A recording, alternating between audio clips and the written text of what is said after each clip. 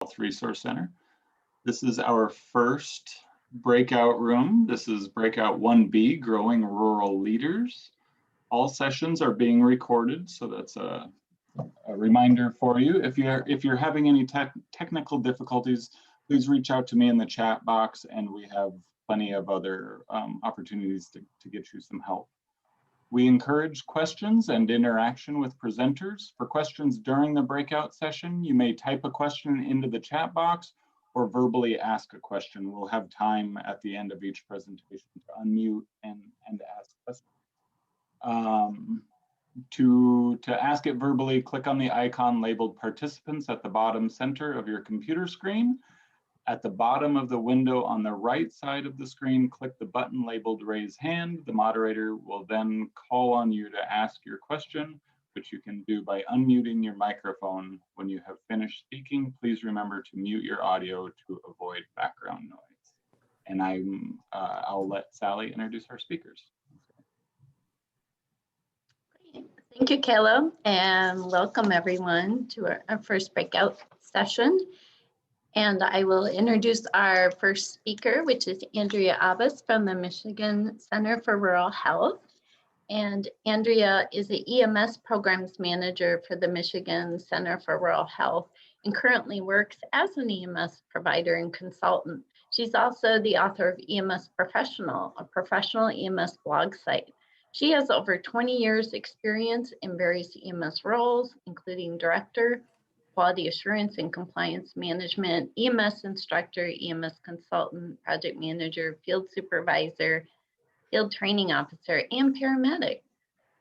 She has a master's degree in molecular biology through Eastern Michigan University, and she has a National Registry paramedic certification, instructor coordinator license, and working towards completing the community paramedic certification. And she is driven to strengthen and transform the EMS work environment and hopes to better our first responder community through EMS leadership education. So I'll turn it over to Andrea as our first presenter. Well, thank you, Sally. That was quite the introduction. I appreciate it. So can everybody see my slides? Those look okay? Yep, Yes. we're seeing them Okay. in present mode. Thanks. Excellent. Okay, thank you. Well, thank you so much for having us on behalf of myself and our office. I'm excited to talk to you today about our EMS leadership activities in Michigan. So when a lot of people think of Michigan, they think of us as quite urban. You know, you think of Detroit, Michigan, or maybe the University of Michigan in Ann Arbor. But we have a lot of rural landscape in northern Michigan and in our Upper Peninsula. So quite a high percentage of rural EMS providers. With that, we've been offering the EMS Leadership Academy since 2011. And what we found is that everything really connects to leadership. So when we look at things like the 18 attributes of successful rural EMS agencies developed by the Wisconsin Office of Rural Health, you know, retention rates, revenue streams, metrics, KPIs, and clinical and operational quality all hinge on strong leadership.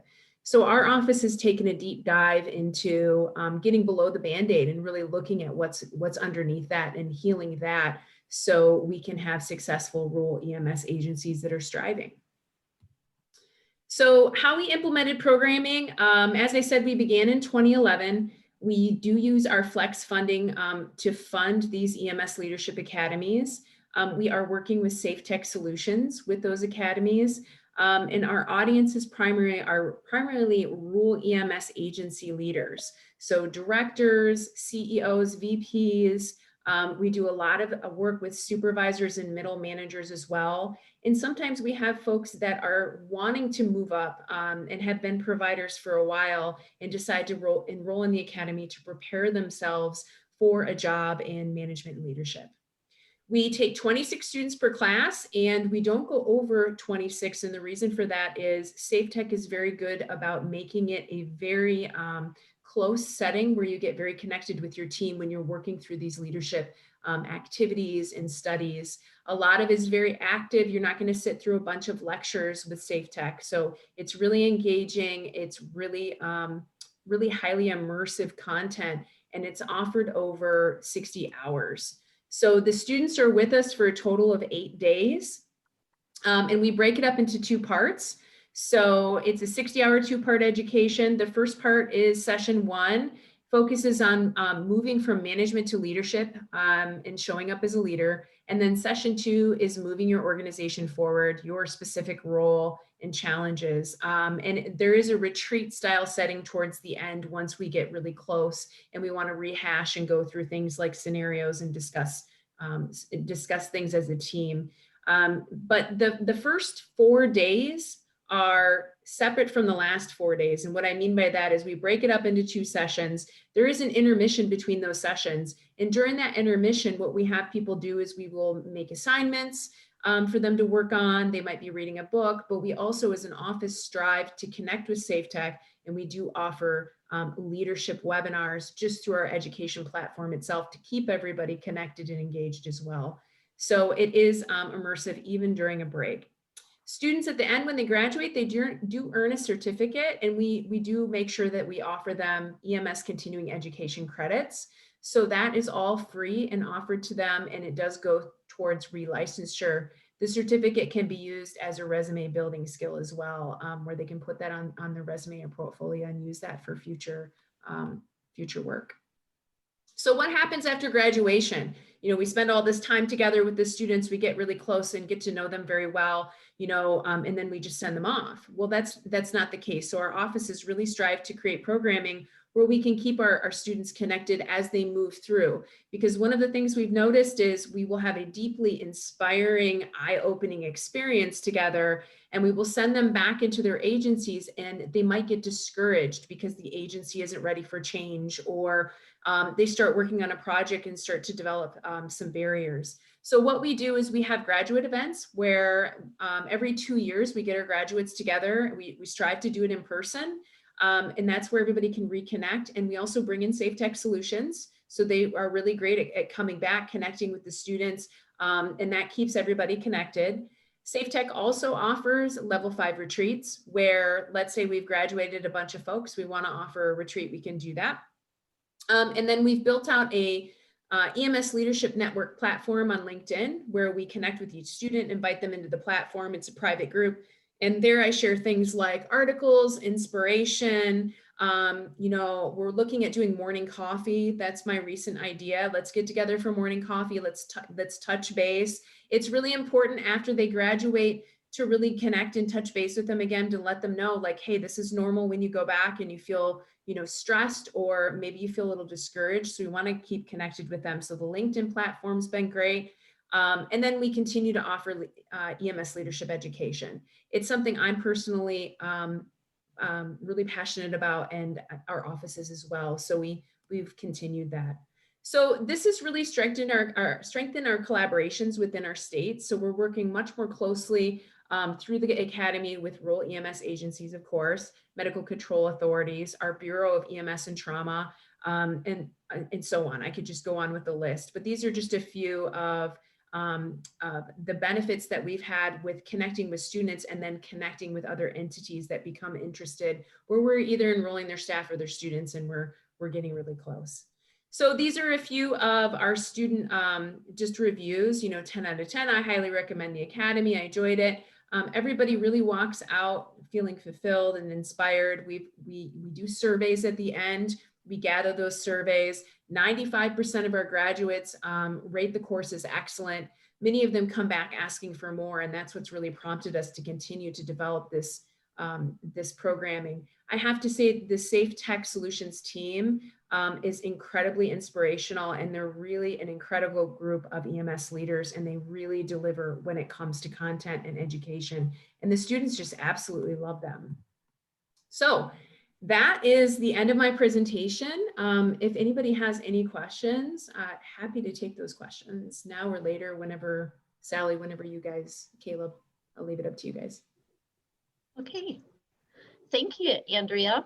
I think how about we'll take all the questions at the end, but encourage people to put those in the chat box. And thank you for sharing the Michigan program that is phenomenal, that was created through the Flex program funding and is now 10 years old, actually. Yeah, my pleasure.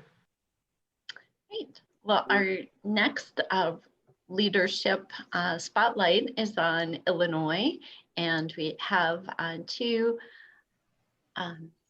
speakers from the Illinois Critical Access Hospital Network, ICANN, and I will introduce them. We have Nancy Allen, and Nancy is a Senior Operations Specialist at ICANN.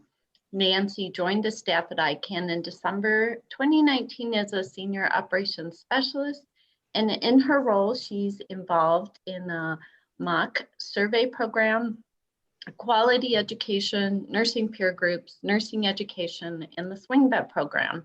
And she came to ICANN with over 35 years experience in the healthcare industry.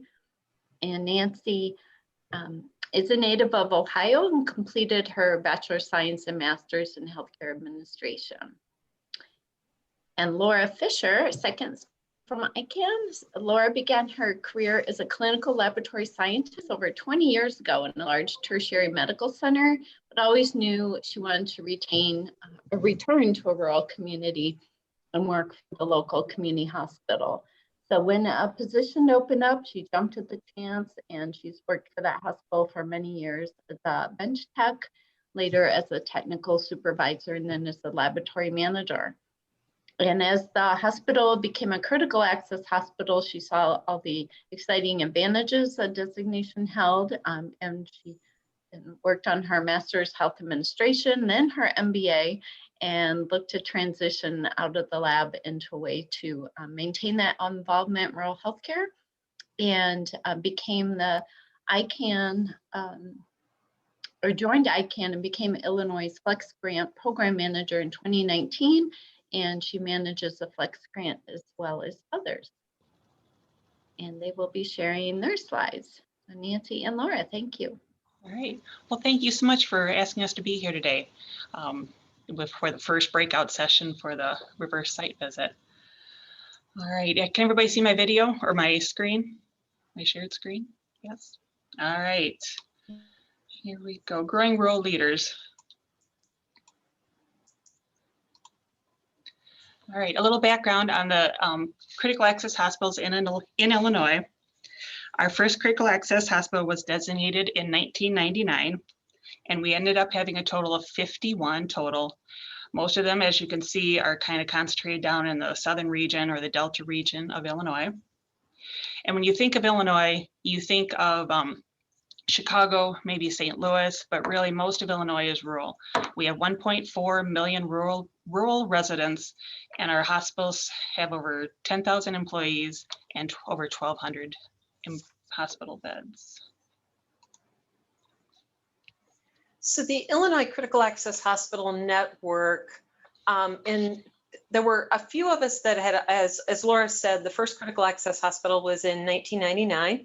In between 1999 and 2003, a few more of us trickled into the group, and it didn't take us long to see that we really could benefit from each other. So in 2003, the critical access hospitals in Illinois decided to create their own network.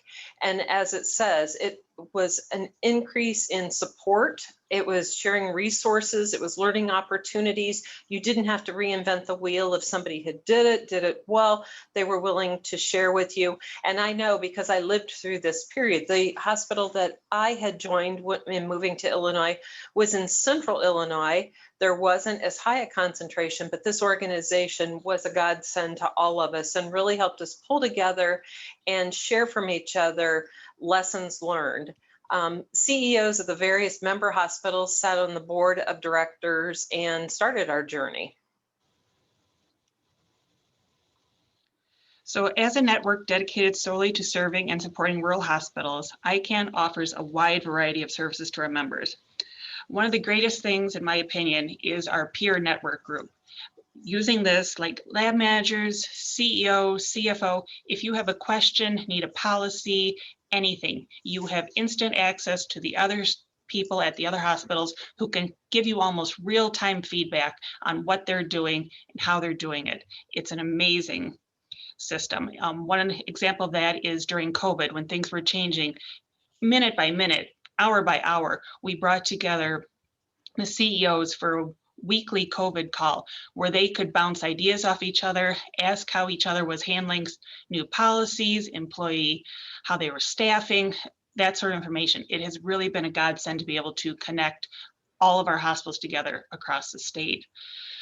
As you can see, there's a lot of other stuff that we do, provide coding services. We can VPN in, and if you have an employee have to go on leave, we can help you with your bills and help you get your bills out on time, IT services, and a professional education team. So you might ask why we decided to build this. It was actually a CEO came up with the idea and said, we really need this in the state. I need help grooming my people, helping them get better at what they're doing. So why particularly rural? We want to retain good people in rural. We don't want them to leave, go an hour away to that metropolitan hospital because they don't feel like they can advance their career staying where they are. You want to advance your people from within, give them the knowledge and the power to be better at what they're doing and to move to that next level of management. As we know, in critical access hospitals, your managers wear many hats. So you want to have them have a broad overview of everything that happens in a critical access hospital and what makes critical access hospitals so unique. And in Illinois, we always are striving to increase the collaboration between our hospitals. And we felt like this was a good thing with the mentors and the fellows to increase the collaboration between the hospitals. So how was it all created? How did we birth, per se, this project? So as Laura said, the interest was started by one CEO, and we listened to our member hospitals very closely, and it's, how can we do this? We already had the structure set up for our education program, with our structure that we have. And so it was, how can we build from that going forward? So we wanted to make it diverse, make sure we covered what people really wanted, and then we met the intent of what our member hospitals wanted. So using our professional education department, an advisory committee was formed to do just that, to give us advice, to give us direction. What do they want? And members of that advisory committee were hospital CEOs. As you can see, we involved university personnel that had a rural focus, which was amazing because the light that they could shed, and I think it opened their eyes in a lot of ways as to the educational needs we have in our rural hospitals across the state. A human resource specialist, we all know that that is such a key role to all of us, and two ICANN staff members were involved in the group. So the first, as we looked at it, our purpose was the fellowship was designed to expose emerging senior leaders to the inner workings and the operational intricacies of an Illinois critical access hospital. It was to be fellowed, guided by a mentor through this experience. And that was our mentor involvement. It was that we wanted, the role of the mentor would be to assist the fellow through the development of the project that would benefit the fellow's current employer and also enhance the fellow's understanding of the rural hospital. The overarching goal for the mentor is to prepare the fellow for a senior leadership position within the rural hospital, because often we know we may wear many hats in a rural hospital, but we can also be siloed as to what each other do, and then the understandings of all the operations in the hospital. So we wanted to allow the fellows the chance to build a relationship with a leader outside of their current hospital to see how somebody else did it, to get that experience. So the majority of the mentors that we had were hospital CEOs, CNOs, or other C-suite level people, along with, as we mentioned before, when we talked about academia, a couple of our university folks and a retired CEO came back and served as mentors for our fellows. They were assigned, it wasn't a you choose, they were assigned by the advisory committee looking at similar interests that they had on their applications and that they were not from the same hospital. And the fellows, the expectation was the fellows were to interact with their mentors at least once a month. All right, and we thought it was important for the fellows to do a capstone project. Each fellow would be responsible for designing a project that could be implemented during the time frame of the fellowship and could benefit either their hospital or even their own community. They were supposed to work with their mentor, get feedback, get opinions from that mentor on that particular project. While the fellowship was going on, they had to give project updates to their peers, and then at the end, they had to give a final presentation on their project. So I want to give a couple examples of some of the more interesting projects. They were all interesting, but these couple were very good. So this one was done by a marketing manager at one of the hospitals. This has kind of been on her plate for years, and it just had never gotten time to do it. But she wanted to select a CRM software program. And I had no idea what CRM software is, but it's Customer Relationship Management Program. So it helps you target advertising to certain people. So as part of this, she pulled together her stakeholders for the project. She determined the objectives for the project. They demoed 7 or 8 different software modules, and then they selected one. And then by the end of the fellowship, they were actually going through implementation and training and getting this software to actually talk to their EHR so it could pull data out of it. So this data can be used to automate like annual visit reminders, annual wellness visit reminders. If you're having a diabetes class and you want to target new diabetics in your area, it can pull that data out and then send out either through Facebook or text or targeted emails to those people so that you can interact with them better. And then it's also going to help them improve their specialist marketing. So if they bring a specialist in, they can target and make sure the people that need to know that he's going to be there know it. And then another project was this gentleman knew there were some issues with outpatient no-shows. It's very costly if a patient makes an appointment and doesn't show up. And he knew there was a wide variation between different offices within the hospital. Some were really good and had really low no-show rates, and some had really high no-show rates. So he pulled the group together, figure out what best practices were, what practices could be carried across to other offices in the hospital, did training, and by the end of the project, they were beginning to see their curve move down a little bit. So you could hopefully by the end, in another year, they can really show an improvement in their no-show arrival rates. That was really great, Laura. And the other thing that I would just add in here, in being a mentor myself in the program, was the fellow that I thought had picked a great project. And we started on her project, and quickly she realized that there were some barriers that could not be removed before the project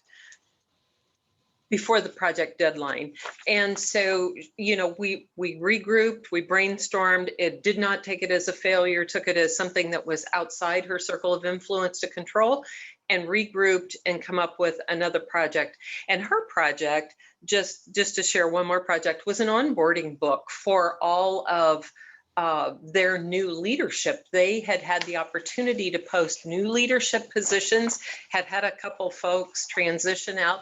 And one of the things they had heard from their onboarding process is that they would like a little more structure to it. And so she was able to develop that manual and that onboarding process, and we'll follow that this year. She and I still keep in close contact, and we'll follow that this year and see how successful that is or what differences need to be made in that. So the second subcommittee's curriculum was with choosing topics for our curriculum for our meetings. We met 13 times outside. There was the orientation meeting, then we had 13 meetings, and then had the final where as many as most of our people were able to come in person. We were lucky. It was at the end of May and things had relaxed a little bit from COVID. So we were able to meet in person, properly distanced from each other. So there was a lot of topics to choose and to get those engaging speakers that could present for us to keep everyone's attention and provide them the growth opportunity. So the first thing was the book club. And we had a recommended reading list that virtually came from our group of mentors. We were all pretty much avid readers, but had some much more than others. And it was a wonderful list of leadership books. Every fellow was given the charge of choosing a book on the list to read. And at a point during those 13 meetings, we would allow time in the meeting for them to present on the book they read and what they gleaned from it, what they found interesting and shareable to the group, and if they would recommend the book to the group. It was really interesting, having felt I had read a lot of leadership books over my long tenure. There were books on the list that I had never heard of. And in fact, the one that my fellow chose for us to read, I was lucky hadn't read, and it was very enlightening to me. The 4 pillars that we covered during the curriculum was just as it says: rural health, leadership, operations, and finance. So on the rural health pillar, what we felt was important to cover is what is rural and what makes a critical access hospital special. It never ceases to amaze me how many people really, even in our healthcare community, within our community hospitals and our larger tertiary centers, if they're not part of a system that has a critical access hospital, many of them really don't understand what is different about a critical access hospital. So we wanted to make sure, in those early days of the education, and went over that in those orientation programs. What does the Illinois Office of Rural Health Programs look like? What are they? What can they do for you? What's the SHIP grant? What's the FLEX programs? It was interesting as to how many people had very little if they hadn't been involved in the grant applications or the recipient of funds in their department from that. There was a lot of opportunity to educate there. The community health needs assessment. What is it? Who participated in it? And basically, what their role could be in that, and some interesting things about that for their community and how priorities were established, and the triple aim, and really how involved they could be in that triple aim through, the experience of care, just basically looking at how they could improve the population's health in their community, and what is the average per capita cost for health care that's delivered. Next was the leadership pillar. There we had a lot of speakers. We kicked it off with Pat Scow, who is our executive director, and Pat spoke along with others, and we looked at how do you build a team, looking at rural health leadership. Who do you need to involve in that? The communications that needs to occur both internally and externally to your facility. Public speaking, where to look for resources, where to get education, how to strengthen yourself so that this wasn't such a, oh my gosh, my palms are sweaty and I'm tripping over my words. Change management, so critical for all of us. Hospital board relationships. Most of the folks that attended our meetings hadn't even been to a hospital board meeting. And political advocacy, and why political advocacy is so critical and important to the work that we do. Project management training. Boy, I think I definitely learned myself from the sessions we had here, because there was some really good speakers on our project management and where to go. Quality and safety topics. These are critical for everyone in your organization. Accreditation, we looked at the different accrediting bodies, had speakers come from there to help everyone understand that criticality of accreditation. Coding and reimbursement. We all know that if we don't document it, it doesn't get coded appropriately, we don't get reimbursed for it. That seems pretty logical to most of us in leadership, but for those that have maybe had a role that wasn't directly involved with that, the importance of that come out. The importance of swing beds, as it is for most critical access hospitals, and why we need to build that service line and how it's so important for us, and the ins and outs of human resources, you know, and how we can extend and help our human resource department and the things we need to look at, from onboarding to what we need to do to retain the employees we have when there's so much competition around us for them. And the financial pillar, what a big one this is, you know, really understanding your hospital budget, you know, spending some time, if you haven't before, you know, with your CFO or whomever in your organization, yeah, or your COO is responsible for that, so that they could get that opportunity to look at budgets. Critical access funding, how does it happen? You know, what is the difference? That was all spelled out. And how to read a financial statement. A lot of our emerging leaders haven't seen a financial statement before, and that's really important. The importance of fundraising and philanthropy. We had the university speak on philanthropy and how critical that is for us, and it reinforces a lot of the other things that we do. And productivity calculations, you know, how do each of us measure productivity? Why is it important? And do we understand how we're measuring productivity so that we can make a difference when it's necessary, or understand the variances that we have? And capital investment campaigns. This is something that they have very little exposure to too. All of these were topics with great leadership that was brought in, both from within the network and outside the network. And we involved universities, state organizations, key speakers outside of the state, all to bring in the best we could bring in for their experience in these programs. Thanks, Nancy. All right, a little bit about the structure. Like we said, we started in October. Of course, it was the height of COVID, but we brought as many people together, socially distanced as possible. All the fellows met in Springfield, and also many of the mentors came down at the same time and participated in that one-day kickoff. Then for about approximately the next 6 months, these people spent 2 hours twice a month via Zoom. Each Zoom session had at least 1 or 2 main speakers, depending upon the topic. They may have small breakout sessions if needed.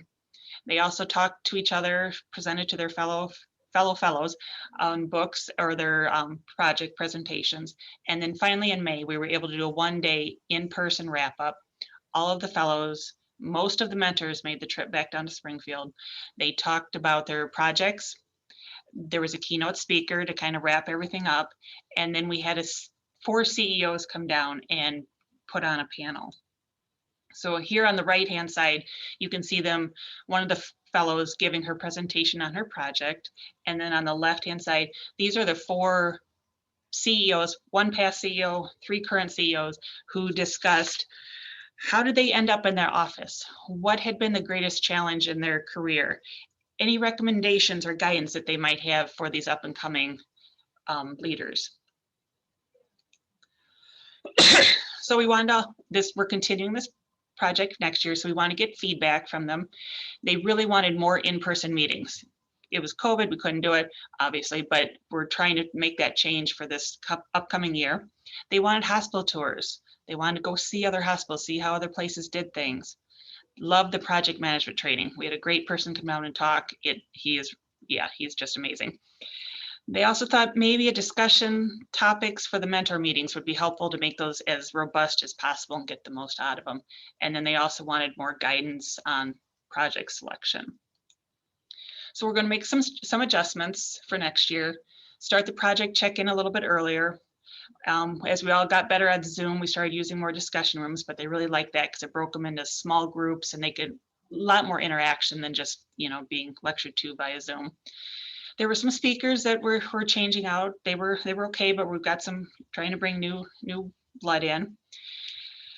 We're also going to have the fellows attend our annual conference. This is their time. They're going to have their own special sessions, bring last year's fellows and this year's fellows together to network, have a speaker, and they also get to participate in the rest of our educational annual conference.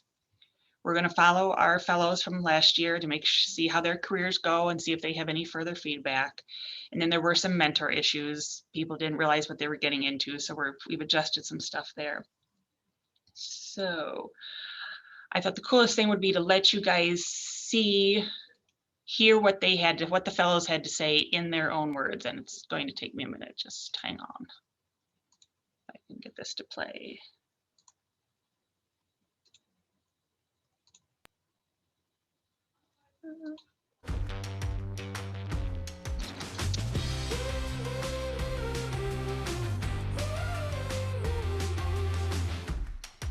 The fellow program came at a really great time. There's a laundry list of reasons to do it.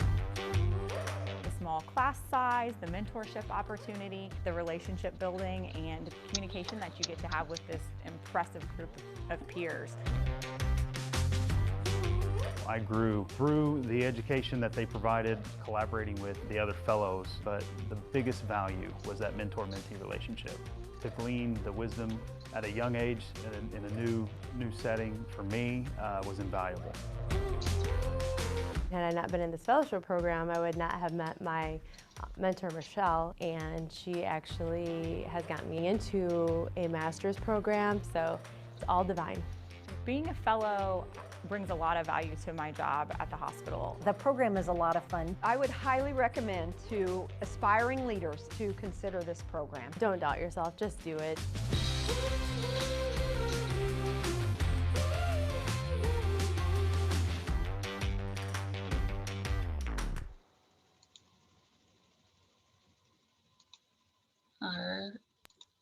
Great. All right, that's it. Thank you, guys. Thank you. Thank you, Laura, Nancy, and Abby for sharing your leadership programs in Michigan and Illinois. And we have some time for questions.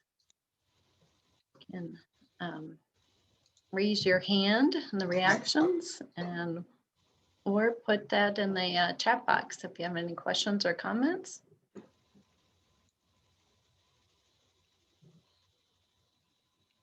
Again, we were really thrilled to have two different examples of leadership programs and why they're important for leaders. And certainly these two programs had different types of audiences and curriculum, but I think it's really unique how they were developed each by the Flex programs with partners.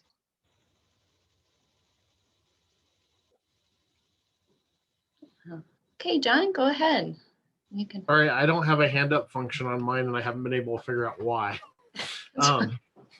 So my question is really geared towards Andrea because I'm doing some similar work in Washington State and working with rural EMS agencies. And I know a lot of they're still small, they're still rural, but they're semi-established agencies. You know, they run 1,000 to 3,000 calls a year. They have a couple of established leaders that's probably their primary job. And I find getting them access to leadership and training is a little bit easier because they're established. Many of the agencies I'm working with are extremely rural, extremely small. They got into leadership positions because nobody else did it. They were picked, they missed the meeting, you know, all those typical answers. But they don't even have the baseline infrastructure to be able to take that time off, or they have their primary jobs. Have you guys done any work with those, the smallest of the small, the tiniest of the tiny, and what solutions have you come up with? So that's an incredible question, and it is something that we're really looking at as an office. We find that when we go to the extreme rural landscapes, we do vet and look at who joins the academy. And we do find that we have less attendance from those that are extremely rural and volunteer and set up that way. So some of the things we've looked at as an office is, can we traverse some of the challenges? So one of them being the expenses for hotel, travel, and lodging. So we've been really looking at that and trying to get sponsorship there, especially in some of our rural areas where we know that's a hardship. because I think that's one of the barriers is the financial commitment. Even though the academy is free, there's still other financial obligations. The other thing is time off, and I've received that feedback from a lot of our rural leaders is, how do I take that time off? And we're really grappling with that. And as an office, we're going to be having more conversations around that. You know, obviously we've taken the step to come to them, right? So we tried to come in the area, but we realize even if we come into like the Upper Peninsula, it could be a 2 or 3 hour drive. You still have to travel. There's still that commitment. So maybe we need to go a little deeper there. I will say that the virtual learning platform, for certain things, you can offer a series. We did that this year. We offered a full series where we took people down the road of leadership virtually, because we know that that 8-day commitment and travel and the expense can be a hardship. So virtual is one way to do it. But I think in the future, as we move forward and we start to see our rural EMS agencies potentially having increased hardships, because we know that's the direction we're going, we may need to look at offering increased scholarships and maybe even doing some traveling where we're really getting closer and covering all of a peninsula. And we've also, one of the things is the 8-day commitment.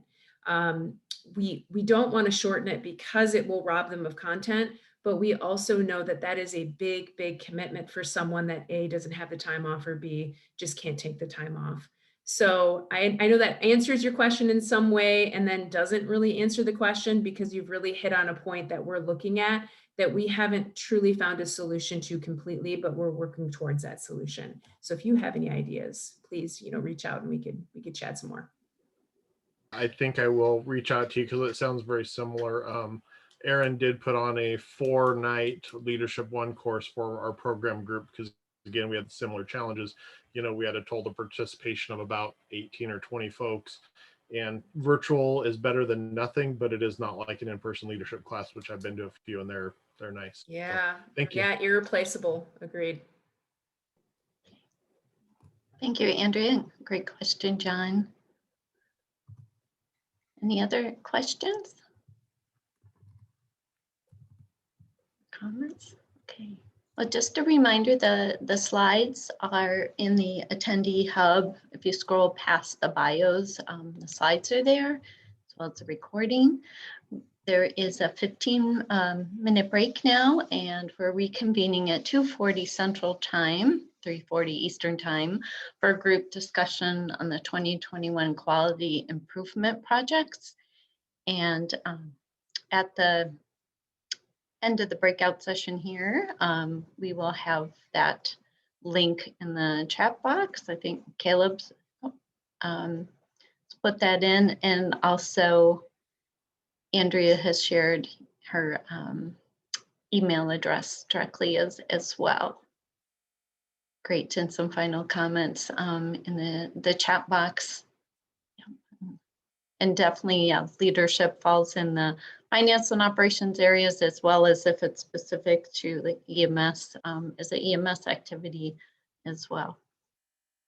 Great. Well, thank you everyone for participating in the breakout, and we will see you back at the main hub for QI this afternoon. Thanks, everyone.